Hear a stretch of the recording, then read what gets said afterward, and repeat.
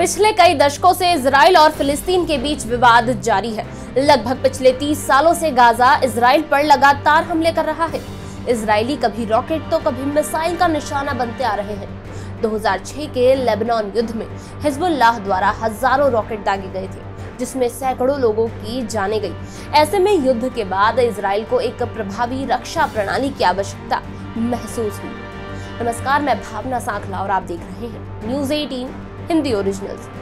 Lebanon युद्ध के बाद इजराइल ने अपने लोगों की सुरक्षा के लिए एक ऐसा डिफेंस सिस्टम तैयार करने के बारे में सोचा जो देश में होने वाले मिसाइल हमलों को जमीन पर नुकसान पहुंचाने से पहले ही हवा में नष्ट कर दे और एक प्रभावी एयर डिफेंस सिस्टम तैयार किया।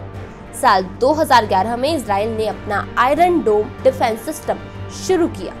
इजराइल का आयरन डोम डिफेंस सिस्टम दुनिया के सबसे शक्तिशाली डिफेंस सिस्टम में एक माना जाता है, लेकिन इजराइल पर हुए ताजा हमले के बाद आयरन डोम डिफेंस सिस्टम की क्षमता पर कई सवाल खड़े हो रहे हैं। 2011 से आयरन डोम ने इजराइल की सुरक्षा में महत्वपूर्ण भूमिका निभाई है।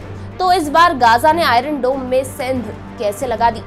किस रणनीति के तहत गाजा की मिसाइलें आयरन डोम को पार कर पाई?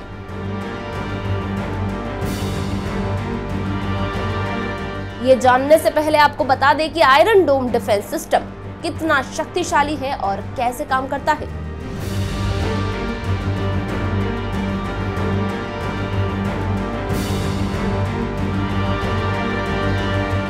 आयरन डोम डिफेंस सिस्टम जमीन से हवा में मार करने वाला कम दूरी का एयर डिफेंस सिस्टम है। आईडोम एक all in one mobile system है। इसका निर्माण दिसंबर 2007 में शुरू हुआ और 2011 में ये बनकर तैयार हुआ। इसका लक्ष्य कम दूरी के खतरों, रॉकेट, तोपखाने, मोर्टार, विमान, यूएवी का मुकाबला करना है। डिफेंस सिस्टम की सीमा लगभग 70 किलोमीटर है। इस डिफेंस सिस्टम के 3 फैक्टर है: ट्रैकिंग रडार, कमांड और मिसाइल लॉन्चर। इसका मिसाइल लॉन्चर 20 तामीर मिसाइलों से लैस है।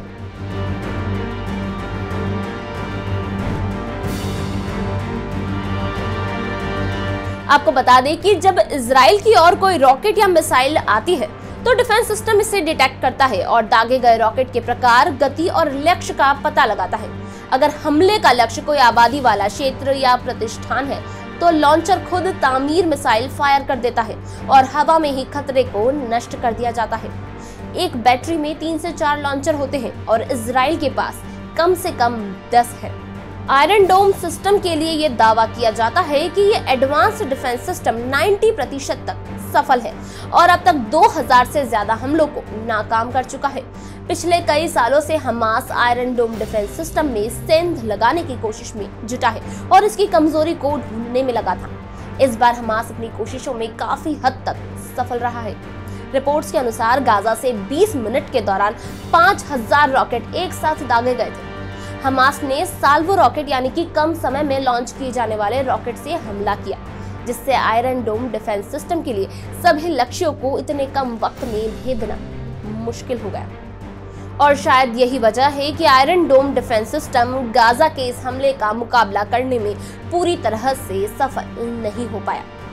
इस टॉपिक पर आपकी क्या राय है, हमें कमेंट सेक्शन में जरूर बताएं और ऐसी ही जानकारी के लिए बने रहिए न्यूज़ 18 हिंदी ओरिजिनल्स पर।